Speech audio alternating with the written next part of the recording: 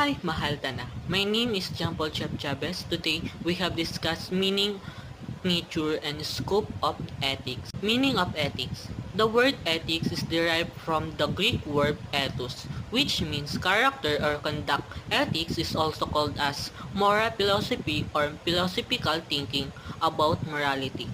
This morality has been further elaborated as action and behavior which is concerned with God or evil of particular tradition, group, or individual. Nature of ethics. Nature of ethics of the ethics refers to the normative standard of behavior preparing to the ideal code of conduct of human being. This is substantially different from that of our feeling. What just it means ethical in nature. Ethos moral character and describe a person or behavior as right in the moral sense, handful, truth, fair, and honest. Sometimes the word moral standard is used for the poor people who follow profession.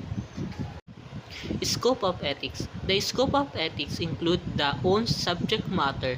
Ethics is a normative science that deals with moral ideals or good in the nature of our conduct.